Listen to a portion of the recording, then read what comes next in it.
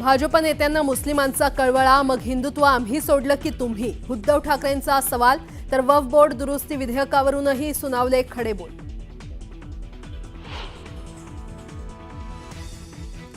वक्फ सुधारणा विधेयक हा भ्रष्टाचार, आम्ही भ्रष्टाचाराविरोधात मतदान केलं. तर सत्ताधाऱ्यांचा वक्फ बोर्डाच्या जमिनींवर डोळा, खासदार संजय राऊतांचा घणाघाती आरोप.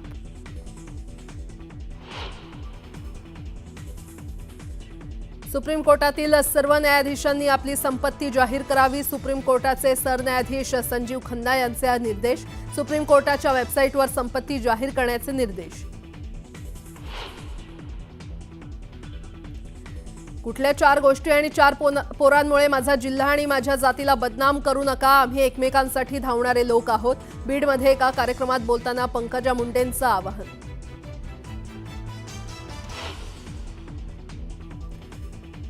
कोकण ग्रामीण पर्यटन कार्यक्रमातून कर्दे समुद्र किनाऱ्यासाठी 14 कोटींची प्रशासकीय मान्यता प्रदान. कोकणातील समुद्र किनाऱ्यांचं रुपडं पालटणार, योगेश कदम यांची माहिती.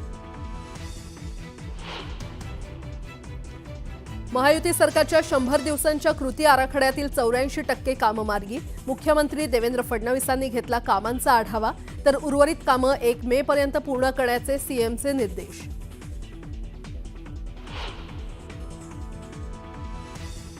एक राज्य एक गणवेश योजना बंद, शिक्षण विभागाकडून अध्यादेश जारी.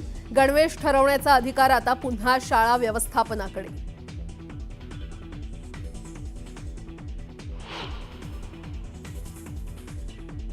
नंदुरबारसह जिल्ह्यात ठिकठिकाणी गारपिटीसह अवकाळी पावसाची हजेरी. वादळी वाऱ्यासह झालेल्या पावसामुळे अनेक घरांवरील पत्रे उडाले. शेतकऱ्यांचं मोठं नुकसान.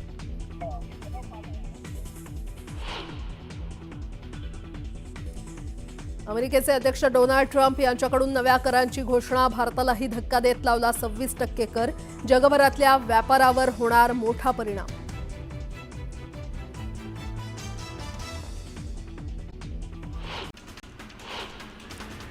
मी 500 कोटींची मालकीण घरात बसून पाय गालीच्या वरती ठेवता आले असते, पण माझ्या वडिलांचं स्वप्न पूर्ण करण्यासाठी मी राजकारणात आहे, असं विधान केले भाजपच्या नेत्या पंकजा मुंडे यांनी. मी कधीच विचार केला नव्हता की पवार कुटुंबातील एक व्यक्ती बीडचा पालकमंत्री बनेल, असं मोठं विधान भाजपच्या नेत्या पंकजा मुंडेंनी केलं. तर आपल्या लेकरांचे कान बाहेरच्या व्यक्तीनं टोचले तर दुखत नाही, असं पंकजा मुंडे म्हणाल्या. बीड जिल्हा जातपात मानणारा नाही. बीड जिल्ह्याला मी कोणाची दृष्ट लागू देणार नाही, असा निर्धार पंकजा मुंडेंनी बोलून दाखवला. वक्फच्या सुधारित विधेयकावर गृहमंत्री अमित शहांनी विरोधकांना चांगलंच सुनावलं. विरोधकांकडून वक्फ विधेयकाबाबत संभ्रम निर्माण केला जातोय. या दुरुस्ती विधेयकामुळे वक्फच्या कारभारामध्ये पारदर्शकता येते, त्यामुळे याला विरोध कशाला, असा सवाल त्यांनी केलाय. तर संसदेचा कायदा सर्वांना स्वीकारावा लागेलच, अशी तंबी त्यांनी विरोधकांना दिली. राज्यातील महाविकास आघाडीतील घटक पक्ष असलेल्या शिवसेना ठाकरे गटाचे खासदार अरविंद सावंत यांनी लोकसभेत वक्फ दुरुस्ती विधेयकाला विरोध केला. या विधेयकाच्या आडून वक्फचे लाखो एकर जमीन हडपण्याचा केंद्राचा हेतू असल्याचा आरोप सावंत यांनी केला. ठाकरे गटानं सभागृहात उघडपणे घेतलेल्या विरोधी भूमिकेमुळे शिवसेना आणि शिंदे गटाचे खासदार श्रीकांत शिंदे यांनी सावंत यांना टोमणे मारले. केंद्रातील नरेंद्र मोदी यांच्या नेतृत्वाखालील सरकारनं आणलेलं वक्फ बोर्ड दुरुस्ती विधेयकावरती लोकसभेत रात्री उशिरापर्यंत मतदान प्रक्रिया सुरू होती. दरम्यान या दुरुस्ती विधेयकावरती मतदान होण्यापूर्वी त्यामध्ये असदुद्दीन ओवैसींसह इतर विरोधी पक्षाच्या नेत्यांनी मांडलेल्या दुरुस्त्या फेटाळून लावण्यात आल्या. वक्फ सुधारणा विधेयकाला All India Muslim personal law board ही मुस्लिम समुदायाची देशातली सर्वात मोठी संघटना न्यायालयात आव्हान देणार आहे. तसंच या कायद्याच्या विरोधात रस्त्यावरती उतरून लढा दिला जाईल, असं देखील संघटनेनं जाहीर केलंय. राज्यातील महायुती सरकारनं 100 दिवसांच्या कृती आराखड्यात ठरवलेल्या 938 कृतीबिनपैकी 411 कामं पूर्ण झाली आहेत, तर 372 कामं अंतिम टप्प्यात आहेत. आराखड्यातील 85 कामं पूर्ण झाली आहेत, 85% पूर्ण झाली आहेत, तर 16% कामातील अडचणींच्या सोडवणुकीसाठी 2 आठवड्यांचा कालावधी देण्यात आला असून 1 मे पर्यंत सर्व कामं पूर्ण होतील, असा विश्वास मुख्यमंत्री देवेंद्र फडणवीसांनी व्यक्त केला आहे. पुण्यामध्ये बॅनरबाजी करत शिवसेनेकडनं कुणाल कामराला प्रत्युत्तर देण्यात आलं. एकनाथ शिंदे यांच्या कार्याचा काव्यातून गौरव करत शिवसेनेनं पुण्यात बॅनरबाजी केली. टिळक रोडवरती ठाण्याची रिक्षा सुसाट अशा आशयाचे बॅनर झळकत आहेत. पौराणिक काळात हनुमान आणि आधुनिक काळात छत्रपती शिवाजी महाराज हेच संघाचे आदर्श असल्याचं मोठं वक्तव्य सरसंघचालक मोहन भागवत यांनी केलं. तत्वरूप काम करणारा संघ व्यक्तिवाद मानत नाही, पण जीवनात काही साकार आदर्श हवेच असतील तर पौराणिक काळात श्री हनुमान आणि आधुनिक काळात छत्रपती शिवाजी महाराज हेच आदर्श आहेत, असं ते म्हणाले. केंद्रीय मंत्री नितीन गडकरी यांच्या हस्ते प्रसिद्ध लेखक विश्वास पाटील यांनी लिहिलेल्या द वाईल्ड वॉरफ्रंट या पुस्तकाचं प्रकाशन करण्यात आलं. यावेळी नितीन गडकरींनी केलेल्या भाषणात त्यांनी छत्रपती शिवाजी महाराज हे 100% सेक्युलर होते असं वक्तव्य केलं. संतोष देशमुख हत्या प्रकरणी धनंजय देशमुख यांनी अजित पवारांची चर्चा केली. हे हत्या प्रकरण उजेडात आणणाऱ्यांना विविध प्रकारे त्रास दिला जात असल्याचे देशमुख म्हणाले. यावरती देशमुख यांच्या तक्रारींबाबत मुख्यमंत्र्यांना कळवणार आहोत असं अजित पवारांनी सांगितलं. सरपंच संतोष देशमुख यांच्या खुनामुळे बीड जिल्ह्यातील गुन्हेगारी चव्हाट्यावर आली. सुरेश धस यांनी आणखी एक दावा केल्यामुळे खळबळ माजली आहे. परळीत झालेल्या 13 राजकीय खुनांबाबत त्यांनी खळबळजनक दावा केलाय. धस यांनी बीड जिल्ह्यातील अनेक धक्कादायक राजकीय पत्ते उघड केलेत. आपल्या राहत्या ठिकाणापासून जवळ असलेल्या किंवा कोणत्याही निबंधक कार्यालयात मालमत्ता खरेदी आणि विक्रीची नोंदणी करण्यासाठी महसूल विभाग 1 मे महाराष्ट्र दिनापासून 1 राज्य 1 नोंदणी सुरू करणार आहे. सरकारच्या या धोरणामुळे राज्यातील जनतेला दिलासा मिळणार आहे. महानगरपालिकेच्या मासळी बाजाराला आंतरराष्ट्रीय दर्जाच्या सुविधेसारख्या पुनर्विकास करण्याची राज्य सरकारची योजना आहे. दुबई आणि सिडनी येथील बॉटरएंट मार्केटच्या धर्तीवर हा मासळी बाजार कोळी भवनाशेजारी सुरू केला जाईल. त्यामुळे दर्जेदार मत्स्य व्यवसायाच्या संधी इथे मच्छीमार बांधवासह व्यापारी आणि विक्रेत्यांना प्राप्त होणार आहेत. आदिवासी भागातील आरोग्य विषयांचा सखोल अभ्यास करण्यासाठी आणि उपाययोजना सुचवण्यासाठी सार्वजनिक आरोग्य विभागाने समितीची स्थापना केली. आदिवासी भागातील नागरिकांच्या आरोग्याशी निगडीत सर्व बाबींचा सखोल आणि सर्वंकष विश्लेषण करून त्याद्वारे उपाययोजना सुचवण्याची मुख्य जबाबदारी या समितीवरती असणार आहे. राज्यात विविध विभागांनी केलेल्या जलसंधारणाच्या सुमारे 14 लाख कामांची प्रत्यक्ष पाहणी मृदा आणि जलसंधारण विभागाकडून होणार आहे. पुढील 2 महिन्यात या माहितीचं संकलन आणि विश्लेषण झाल्यानंतर जलयुक्त शिवार टप्पा 3 ही योजना राबवली जाणार असल्याची माहिती मिळते.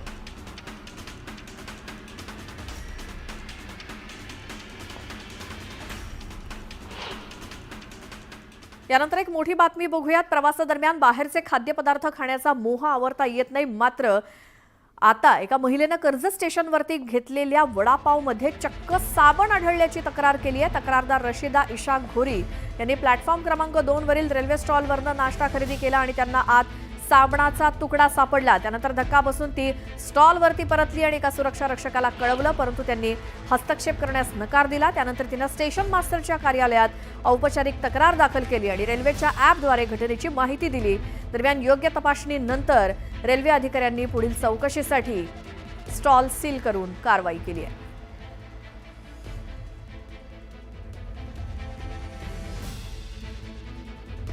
रेल्वे प्रवासादरम्यान स्टेशनवरती अनेक खाद्यपदार्थ खरेदी केले जातात. अशाच एका महिलेला कर्जत स्टेशनवरती एका स्टॉलवरून घेतलेल्या वडापावमध्ये साबणाचा तुकडा आढळला आणि त्यानंतर तिनं तक्रार करण्यासाठी गेली असता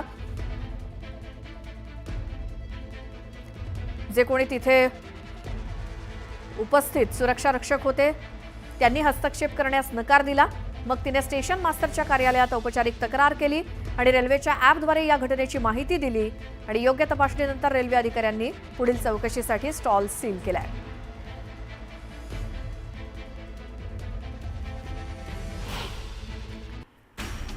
राज्यातील सर्व शाळांचे स्वयं आणि बाह्य मूल्यांकन पूर्ण झालेलं नसल्यामुळे राज्य शैक्षणिक संशोधन प्रशिक्षण परिषदेनं 10 एप्रिलपर्यंत मुदतवाढ दिली आहे. ही तिसरी मुदतवाढ आहे. ऐन परीक्षेच्या तोंडावर विविध प्रशिक्षण तसंच मनुष्यबळाची कमतरता असल्यामुळे 100% शाळांचं मूल्यांकन मात्र रखडलेलं आहे. आरटीई अंतर्गत प्रवेशासाठी पहिल्या प्रतीक्षा यादीतील प्रवेशाची मुदत 1 एप्रिलपर्यंत संपली आहे. हे काम संपल्यानंतर पुढील 5 दिवसात पुढच्या प्रतीक्षा यादीची प्रवेश प्रक्रिया सुरू होईल असं शिक्षण विभागानं सांगितलंय. पहिल्या प्रतीक्षा यादीच्या प्रक्रिया अखेरीस मुंबई विभागात आतापर्यंत 500 विद्यार्थ्यांनी प्रवेश घेतलेत. येत्या शैक्षणिक वर्षापासून गणवेशाचा रंग आणि रचना ठरवण्याचा निर्णय स्थानिक शाळा व्यवस्थापन समिती स्तरावरती घेता येणार आहे. त्यामुळे 1 राज्य 1 गणवेश योजना आता पूर्णतः गुंडाळली गेली असून मोफत गणवेश योजनेच्या अंमलबजावणीसाठी संपूर्ण अधिकार या व्यवस्थापन समितीला देण्यात आलेत आणि आता शालेय शिक्षण विभागानं 20 सप्टेंबर 2024 रोजी घेतलेल्या निर्णयात बदल करत सुधारित शासन निर्णय जारी केला. उष्णतेच्या लाटांपासून खबरदारीचा उपाय म्हणून शिक्षण विभागानं सर्व विद्यार्थ्यांना थंड पेय, ताक, थंड पाणी देण्याच्या सूचना नुकत्याच शाळा प्रशासनाला केलेल्या आहेत. मात्र आधीच तुटपुंच्या पैशात शाळेच्या खर्चासाठी जमवाजमव करताना दमछाक होत असताना थंड पेय आणि ताक देण्यासाठी पैसे कुठून आणायचे असा प्रश्न शाळा व्यवस्थापनाला पडलाय. राज्य सामायिक प्रवेश परीक्षा कक्षामार्फत बीबीए, बीसीए आणि एमसीए अभ्यासक्रमाच्या प्रवेशासाठी सीईटीसाठी यंदा 72,259 विद्यार्थ्यांनी नोंदणी केली आहे. गेल्या वर्षीच्या तुलनेत यात मोठी वाढ झाली आहे. यंदा सीईटी सेलने या अभ्यासक्रमांच्या प्रवेशासाठी डिसेंबरमध्येच नोंदणी प्रक्रिया सुरू केली. नागपूरच्या परिसरात झालेल्या अवकाळी पावसानं हजारो पोती धान्य भिजलं. कळमना एपीएमसी मार्केटमध्ये शेतकऱ्यांसोबत व्यापाऱ्यांच्या धान्याची नासाडी झाली. नागपूरमध्ये वादळी वाऱ्यासह झालेल्या पावसामुळे शहरात अनेक ठिकाणी झाडांची पडझड झाली. वादळी वाऱ्यामुळे झाडांच्या फांद्या तुटून विजेच्या खांबावरती पडल्यामुळे अनेक ठिकाणचा वीज पुरवठा खंडित झाला. मुंबईसह उपनगरात गुरुवारी सुद्धा ढगाळ वातावरणाचा काही ठिकाणी हलक्या सरींचा अंदाज हवामान विभागानं वर्तवलाय. तसंच ठाणे, पालघर आणि रायगड जिल्ह्यात सुद्धा हलका पाऊस पडण्याची शक्यता हवामान विभागाकडून वर्तवण्यात आली आहे. विदर्भातील चंद्रपूर, अमरावती आणि अकोला जिल्ह्यांना आज मेघगर्जना आणि वादळी वाऱ्यासह गारपिटीचा इशारा देण्यात आलाय. बंगालच्या उपसागरावरून येणारे बाष्पयुक्त वारे, हवेच्या वरच्या स्तरातून अरबी समुद्रात येणारे बाष्पयुक्त वारे आणि उंच ढगांच्या निर्मितीमुळे गारपिटीचा अंदाज आहे. छत्रपती संभाजीनगरमध्ये सलग दुसऱ्या दिवशी अवकाळी पावसानं हजेरी लावली. विजांचा कडकडाट, ढगांच्या गडगडाटासह पाऊस सुरू होता. पुढचे 3 ते 4 दिवस अवकाळी पाऊस बरसण्याची शक्यता हवामान खात्यानं वर्तवली आहे. नागपूर पालिकेच्या इमारतीसह काही घरांच्या छतावरती प्रायोगिक तत्वावर हीट रिफ्लेक्टिव्ह पेंट मारला जाणार आहे. या प्रयोगामुळे घरातील उष्णतेत किती घट होते याचा सविस्तर अभ्यास करून पुढील अहवाल सादर करण्याच्या सूचना मनपा आयुक्तांनी दिल्या.